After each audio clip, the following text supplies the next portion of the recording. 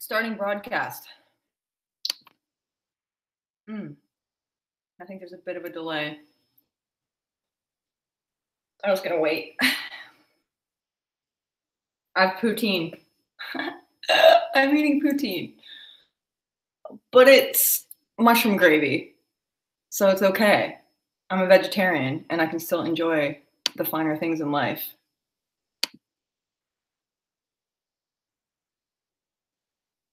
I don't know if there's anyone here. 6 people waiting.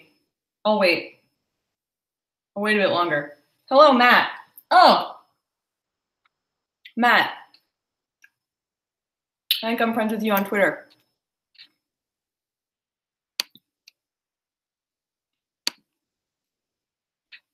I'm just gonna wait. We're gonna do a little mukbang today because I'm eating food.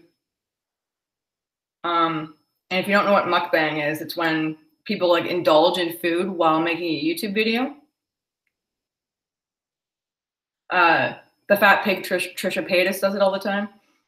But I'm just like really hungry and decided to go live while I'm eating. So I can kill 2 birds with 1 stone. So you guys can watch me eat. And I can tell you what happened today.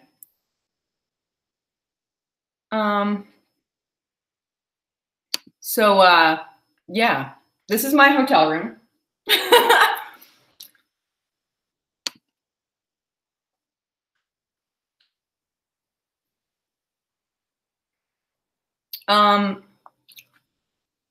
So I don't know if the people who are subscribed to me know, because I never made a video about it. I just tweeted about it.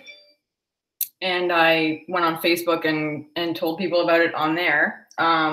Today in Ottawa, there was a veterans protest at the House of Commons on Parliament Hill. That was organized by, I believe his name's Colin. And I tweeted out the official Facebook page, but not a lot of people are familiar or have Facebook. But yeah, it was all day today. And so last night I drove up 5 hours from where I live to join the protest. Just because of basically what I saw in Edmonton and Trudeau's answer really kind of pissed me off. And the whole veterans issue is an issue that needs to be fixed. So I was going to live stream. I was going to live stream the event today, and it was kind of rainy and misty, and didn't want to get my camera ruined. So I just took a few photos. The guy that stood up in Edmonton named Brock Blaszczak, his aunt and uncle were there at the protest. He couldn't make it. He had to work apparently, and Vancouver's pretty far, or not Vancouver, Winnipeg is pretty far of a journey. And so his aunt and uncle showed up with a letter on his behalf and read it to the people there, which were mostly veterans. Sorry, there's pepper in there's pepper in the poutine that I'm eating, so it's like making my nose run. So yeah, the aunt and uncle of Brock Blaszczak were there. They read a letter, and the uncle actually got really emotional reading it.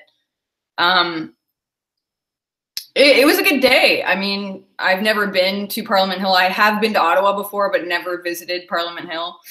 And yeah, the buildings around here are surreal. It's pretty crazy.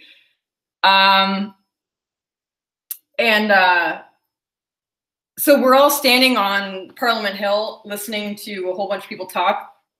And I met a lot of cool people, like-minded people that were there for the same reason, and like, you know, kind of connecting and following each other on Facebook or Twitter and stuff like that, which it's a good thing to like connect with people or like get out to events like this, because then you meet like-minded people and you make connections, right? And you can talk and exchange ideas with people who are like-minded. And even if you're not like-minded, it's good to share ideas, right?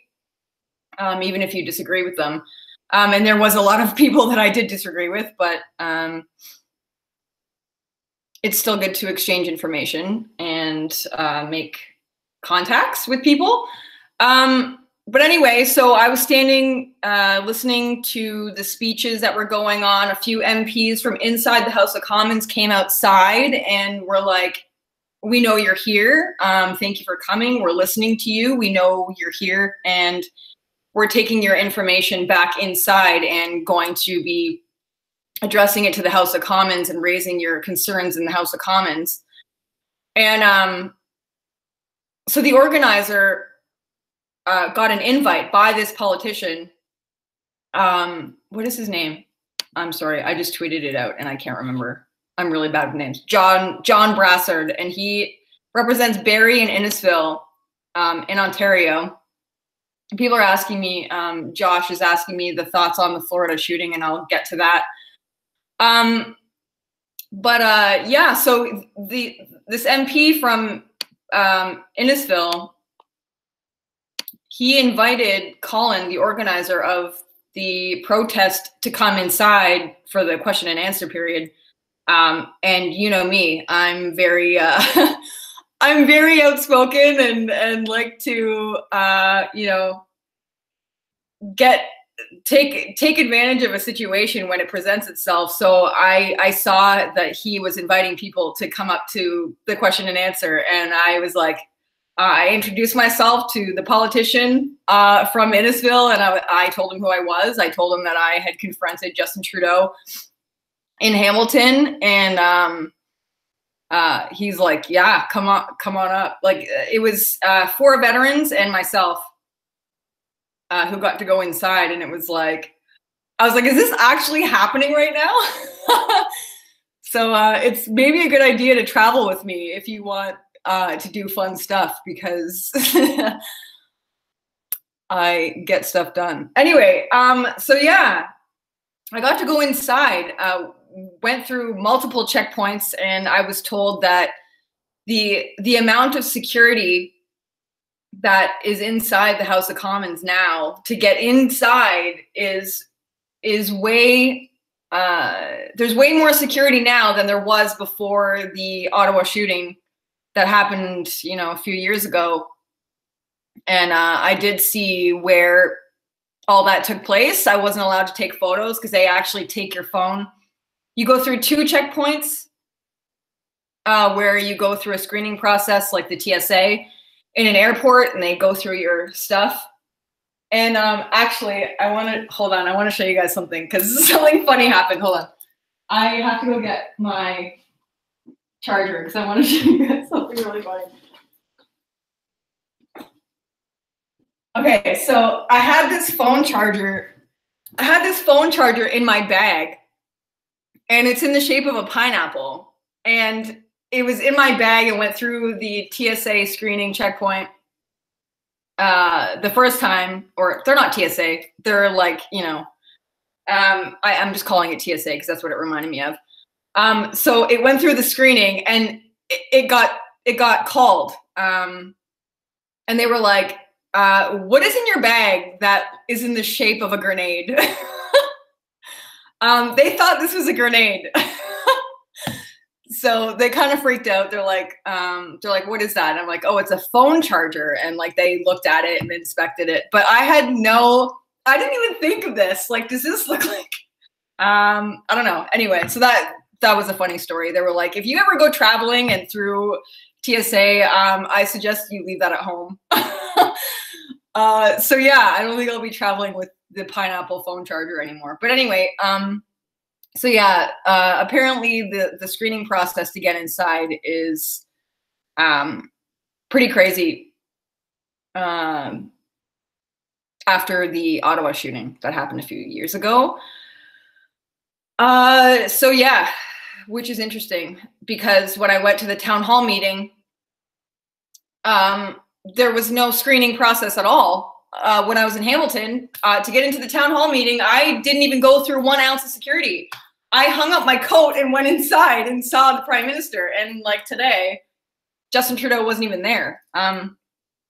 So yeah, I find it interesting that you know, you can go to a town hall and see the prime minister and not go through an Allison screening, but go to Parliament. And so yeah. Anyway, so yeah, they, you know, in the question and answer, I mean, you guys have probably seen videos on it. You know, if you're a Canadian, they usually broadcast it on TV, or they used to. There used to be like a channel that would just stream the question and answer and inside the House of Commons and all the bills that were being talked about. I don't know if that channel still exists, because do people still watch TV? I don't know. But you can find it online.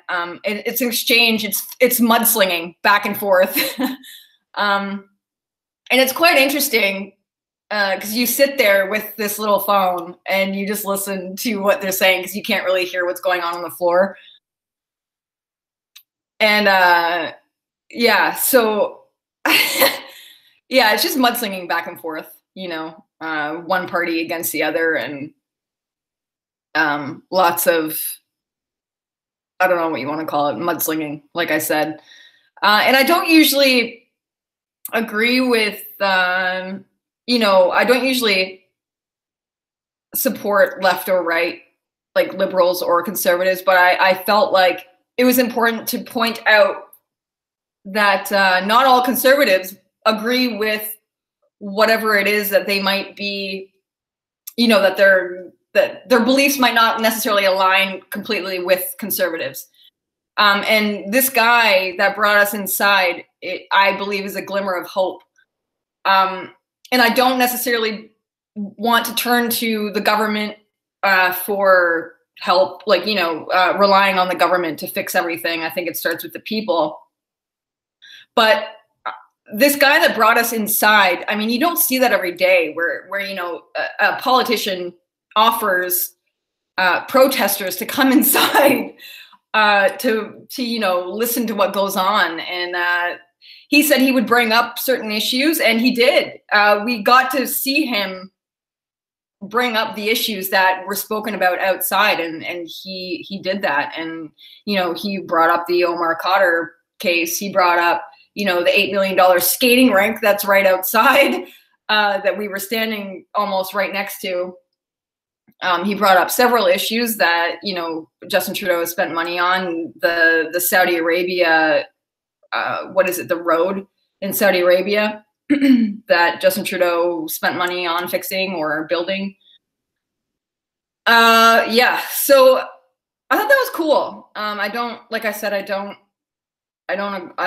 align myself with the conservatives or the Liberal Party. I want to make that clear. But I do pat people on the back who show that there is a glimmer of hope inside the House of Commons, because I don't believe that everyone is corrupt. I don't believe everybody thinking that way, thinking that there's no hope, is just detrimental to the whole, to your whole self, I think, to get that down feeling of, you know, there's no hope. Why should we bother? You know, everyone's corrupt, everyone's bought and paid for. I don't agree with that necessarily. So I wanted to give this guy a pat on the back for doing that. So yeah, it was cool. I didn't stay for very long because I had to do other things. Parking for. Also, Ottawa, get your scenarios, you know, like, your parking absolutely sucks. Like, it's worse than Toronto, okay? And sorry if the Wi-Fi is crappy here. I'm using hotel Wi-Fi. But Ottawa, get your shit together for parking, okay? We're full. You don't even experience that in Toronto. You don't even experience that in Toronto. So yeah, I apologize for the laggy stream. I see you guys in the chat saying there's a lag. I see Brighton is in the chat, and Chad and Josh. Josh was asking about the Florida shooting. I was traveling yesterday, so I didn't really pay attention to the details of the shooting. And I don't think that really matters, to be honest. It's the outcome, what comes out of it. that we should be concerned about. Obviously, I've seen online they're calling for more gun control. That's the obvious. That's the obvious. And I did notice that 4chan hijacked the whole story. 4chan, also where QAnon originated from. I want to point that out as well.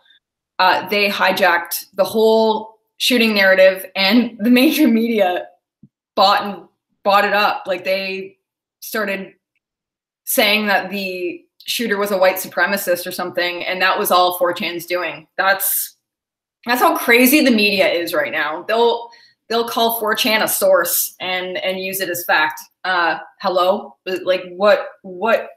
This is what we're doing now? Really? Anyway, so yeah, the obvious thing, I can't, say details of what I think it is, if it's a false flag or if it's legitimate. From what I see, I mean, I saw one of the kids' Twitter account who hadn't tweeted for like years. And I'm talking like over a year or something like that. He hadn't tweeted since before the school year ended last year, saying it was summer. School's out, summertime. And then didn't tweet until 2 days before the actual shooting. So that's weird. Like, where did he go? And then they just, did they just use an account? I don't know. It's all very weird. There are some weird things. But yeah, the fact that they blamed the shooter being a white supremacist, he's not white. Anyway, yeah. If it's, as I was saying, if it's a false flag or a hoax, whatever it is, let's not spend too much time breaking it down. Yes, it's important to point these things out, but like, to the point where it's distracting you from, as long as you're not concerned whether like the shoes on the road mean it's a hoax and what color the shoes were or what the guy was wearing or who he is or was he wanted to FBI, that's also the case as well. Like, they're always known to police, or they're always known to the FBI, and then the FBI never does anything about it. And then I also heard that there's multiple shooters. I mean, we can't ignore those things. Those things keep happening. That's like a repetitive thing that keeps happening. So yeah, apparently he was known to police. These are things that happen all the time. And then I saw another kid was arrested today for posting a Snapchat saying that part 2 of Florida was going to come tomorrow, and he was holding a gun. So like, yeah, you're going to get copycats for sure. And like, the fact that they glorify the shooter, that's another thing. That's another weird thing to me. All they talk about is the shooter and like the details of the shooter, and it's just like the whole fear-mongering thing.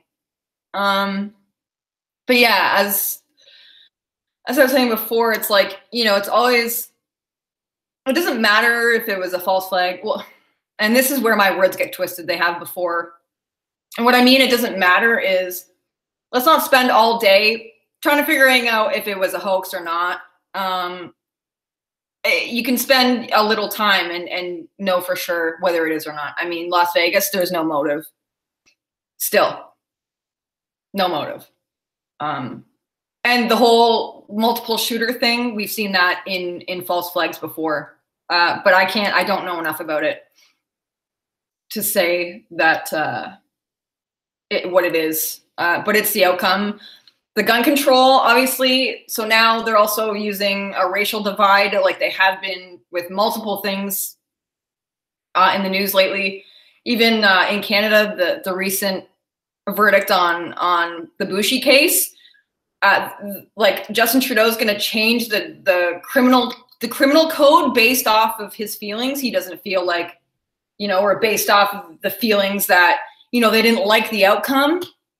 So now feelings trump facts. Like, you know, the evidence, feelings, your feelings now mean more than actual evidence. Or, you know, he's going to change how, I think this is, I'm paraphrasing, but he's going to change how the jury selection process is, and it needs to be based more on race. In the article that I read, and I actually posted it. Let me see. Because they're claiming that there weren't enough,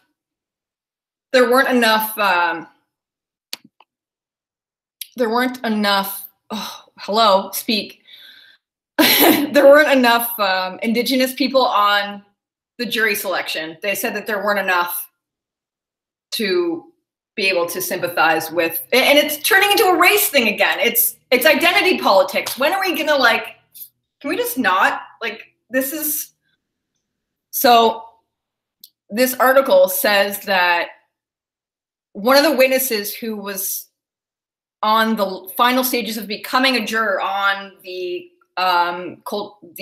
Boushy case, and if you guys, the Colten Boushy, if you guys aren't familiar with that case, please look it up. I don't have time to explain it, but so it says that the estimating, it was 85 to 100 of the initial 200 prospective jurors were Indigenous.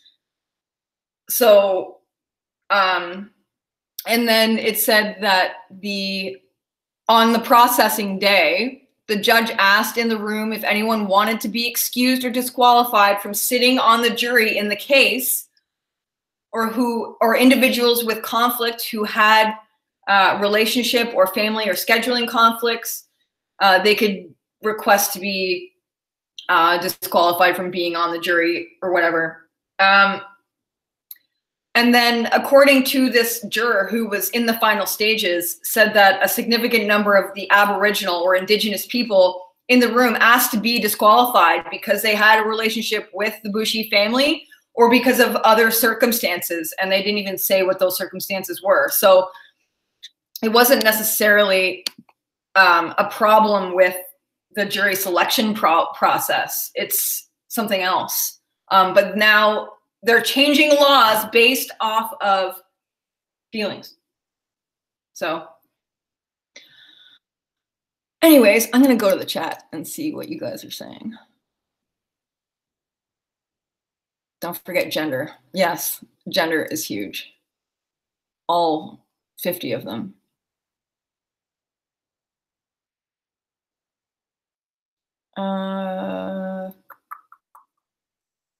The FBI is incompetent. No, they're just complicit. They're not incompetent. They're complicit. Veganism is now part of the New World Order.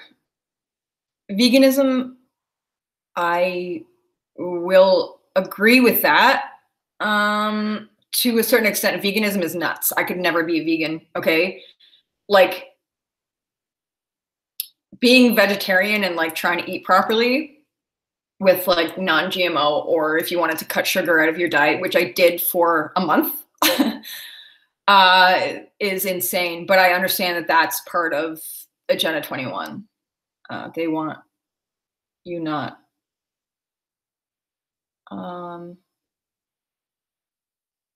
Do I think Boushy is a criminal? Do I think he was a criminal? Well, that's part of it. They were breaking into a car. Like, I don't know the whole story because I wasn't in the courtroom.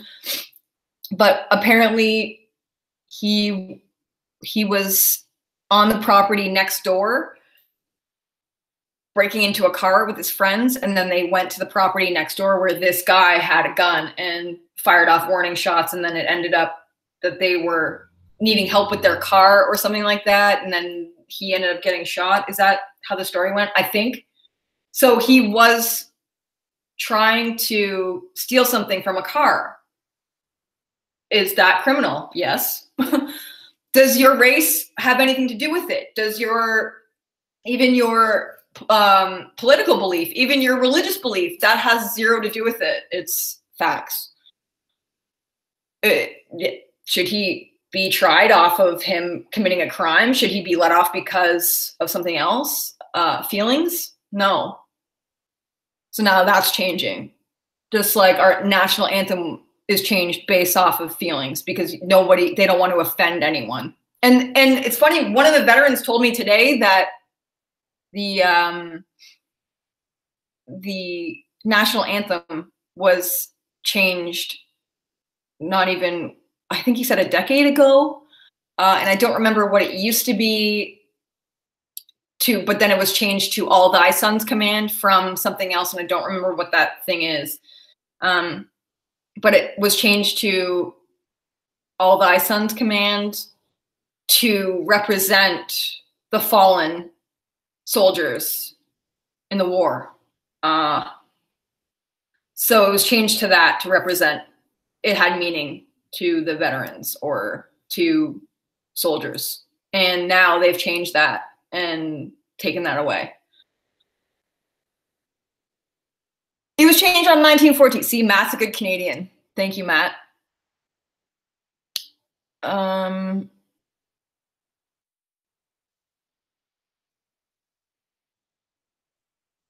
My friends died in the hail of gunfire running from the cops wrecked in Tennessee.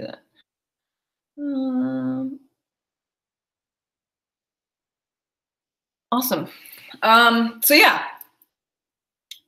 What is the SOGI curriculum? SOGI curriculum? I saw that I actually read the new curriculum that's going to be going into the school system next year. And it's literally SJW curriculum that they're introducing. A teacher tweeted it out, and I'm pretty sure I retweeted it or I tweeted out the curriculum. But when you read it, it's all like, they're going to be teaching kids how to be more empathetic and SJW kids, basically, as well as the new sex ed curriculum where Kathleen Wynne and a pedophile created. Let's see. Promoting the LGBT. Yeah, the SOGI curriculum, promoting the LGBT. Is it promoting it? Or I don't know. Is that the one that is in like the curriculum now? Like that Kathleen Wynne introduced?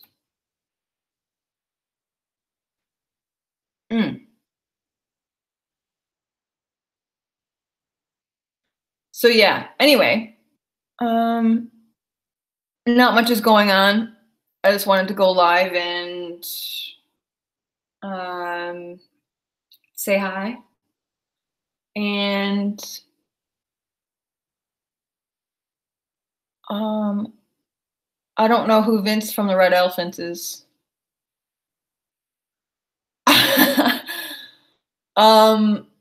So yeah, I'm not really talking because I'm reading the chat. I'm sorry.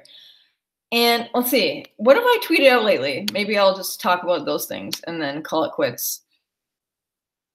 Oh, the former conservative leader, Patrick Brown's, one of his accusers, changed her story and now says that she was of legal drinking age instead of saying she was underage. It's all too late. It's all too late. Yeah, I've just been focused on Canadian things lately. So yeah, I'm here. I'm going to be in Ottawa for like another day or so. So I don't know exactly what I'm going to do tomorrow. Maybe some fun stuff. There is another protest. Oh, another thing people were telling me that I met today is there's another protest going on Parliament Hill on Sunday against the hijab hoax that Antifa has scheduled a counter protest for, and they have a Facebook page and everything for it apparently. So there's going to be clashes. The Proud Boys are going to be there, and Antifa. So yeah, they're they're basically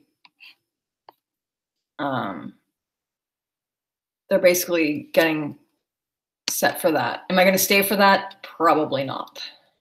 I kind of really want nothing to do with that. Hi, Alan. I don't know who you are, but hi.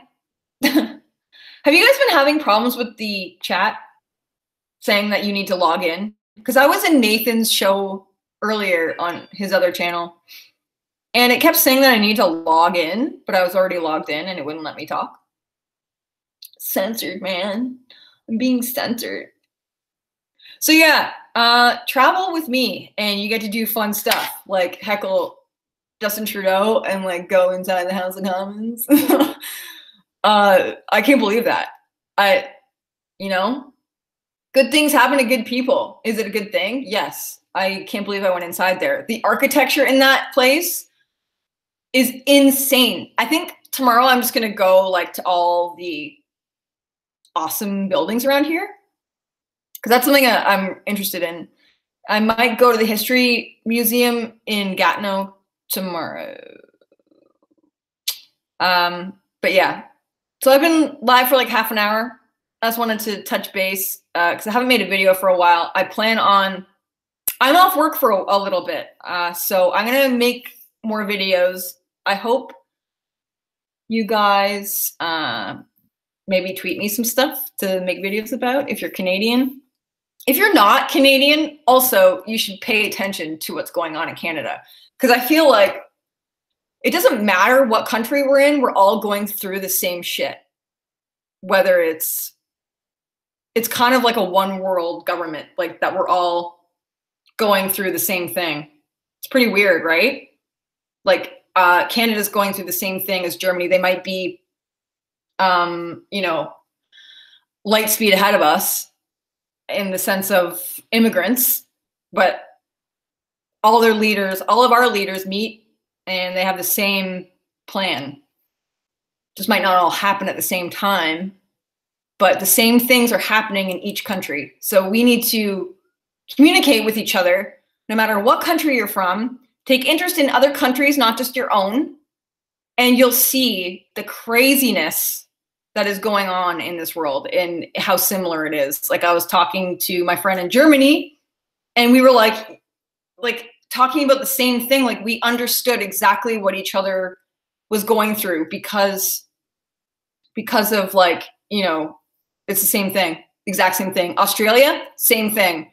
They're pushing the LGBT and so many other things. I hear from people all the time. It's like from Germany, they're saying that's happening here. Australia, that's happening here. In the States, I mean, the States, everyone focuses on the States. Not a lot of people focus on Canada, unfortunately, because we're a lot smaller. But a lot of things need to be talked about, regardless of country, okay?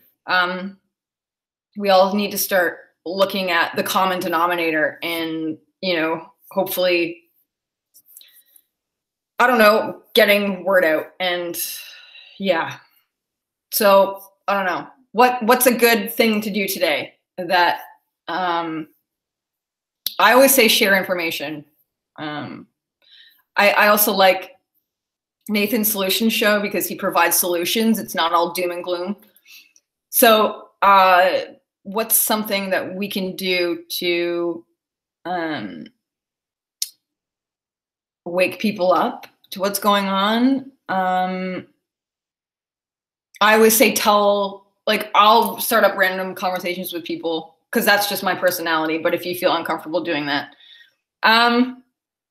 just, what I do? I leave random comments on videos of people. Like I'll go to Shane Dawson's videos and I'll comment like, just some truth. I'll throw a truth bomb in there. Or you know what I'll do? If you have Twitter, use trending hashtags and drop some freaking truth bombs in there.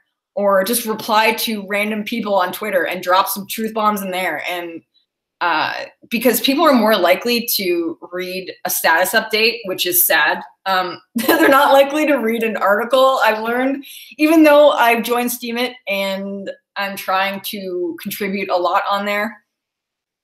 But yeah, people, that's just how social media has designed people's brains now, is they only have the mental capacity to read a status update, and they can't read a book anymore. I actually, side note, I had a millennial yesterday at work, briefly, when I went there. She asked me to read something to her because it was written in cursive, and she couldn't read it because it was in cursive. You can't read cursive? How does that happen? How is this happening? Like, everything has to be typed, and like you have to now know like abbreviations of things. Like, I know I'm getting old when I don't understand the abbreviations of things. Like, what was one that I had to look up the other day? It was like, I don't even know. It was like, you know, when like letters stand for something. I can't remember what exactly that was called, what that's called. But like, that's, I'm not even gonna try. But like, you can't read cursive. They've stopped teaching cursive in school. We need to take our school curriculum back. Like, and not let our countries be run into the ground by crazy people, hopefully, by spreading the word, because people need to know what's going on. They're not going to turn on their TV and get the information. So yeah, drop truth bombs on Twitter. I'm getting sidetracked. Drop truth bombs on Twitter, or like random videos on YouTube, and get the word out that way. That's your project. The next time I go live, go to some popular YouTube channels and drop some truth bombs. Don't be ridiculous like the flat earthers, okay? Because that's like, that is over the top. But I just mean, like, you know, some information. And don't be mean to people, because that doesn't get you far. They'll just reject the information then. But anyway, I hope you guys are doing well. I'm just going to check the chat one more time.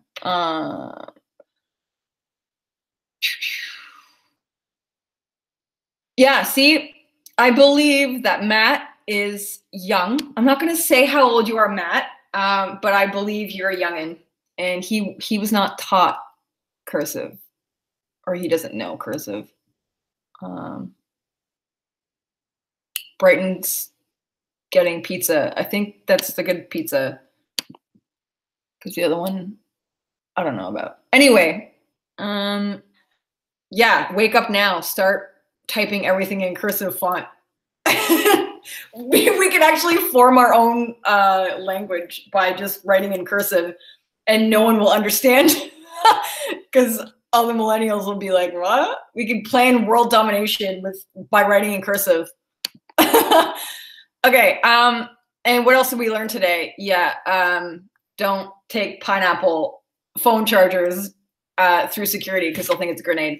All right, guys, I'll talk to you soon.